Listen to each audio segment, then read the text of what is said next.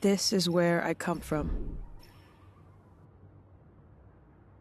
This is my home. And this is why I can't come back. I am a refugee.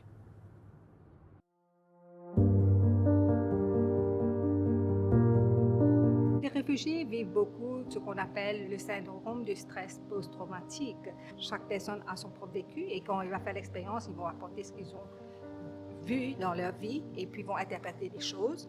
Et c'est ça peut-être la difficulté. Dès on met le casque, on est coupé de son entourage et là, on n'est que submergé, immergé dans cette réalité virtuelle. Et des fois, c'est à nous d'interpréter ce qu'on voit. Et c'est ça aussi, je pense que ça va teinter un peu l'expérience. D'abord, nous sommes dans un environnement virtuel dans lequel il y a un contexte un petit peu onirique, fantastique, dans lequel le personnage, on peut sentir qu'il y a des émotions où la personne ne sait pas où est-ce qu'elle est. Et ensuite, la photogrammétrie permet de recontextualiser historiquement le lieu où elle a grandi et qui finalement, à cause de son histoire, a perdu. Si je prends l'exemple du monstre, alors moi, quand j'ai vu ça, alors moi, je suis restée dans mes pensées. Oh, ce monstre, qu'est-ce qu'il va faire? Qu'est-ce qu'il a fait? Alors, quand il y a l'autre partie qui est venue, je ne pouvais pas concentrer là. Et je sais, il y avait notre monstre après, et puis on a commencé à avoir d'autres plans. Et là, moi, je n'ai pas pu me connecter, ce qui fait que je perds une partie. Ce qui a été efficace pour si c'est une émotion chez moi, ça va être aussi les personnages vulnérables, par exemple, au début. Et puis, ça a été le monstre, franchement. Et puis, ça a été aussi la sirène, qui apporte beaucoup d'espoir. Mais en même temps, moi, je sais que dans beaucoup de cultures, la sirène, ce n'est pas un signe pour l'espoir. Alors ça, c'était un petit peu confus pour moi. Et aussi, la maison délabrée. Là, j'ai senti beaucoup de désespoir et beaucoup de souffrance. Aujourd'hui, avec de la distance, on peut regarder l'œuvre différemment. L'œuvre est sortie en 2019. Je ne sais pas si aujourd'hui on pourrait parler d'œuvre innovante. On était très limité. Quand on interagit avec cette expérience, on est très limité dans l'espace. Il n'y a pas beaucoup de moyens de déplacement. On ne peut que se téléporter. Donc, je ne dirais pas que cette œuvre est innovante.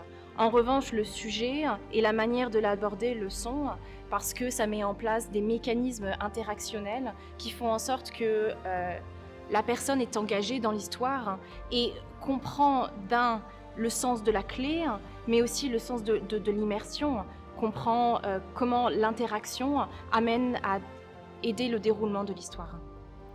Je sais que la réalité virtuelle est un élément très important quand on parle des personnes qui ont une phobie, comment on peut utiliser la réalité virtuelle pour la phobie.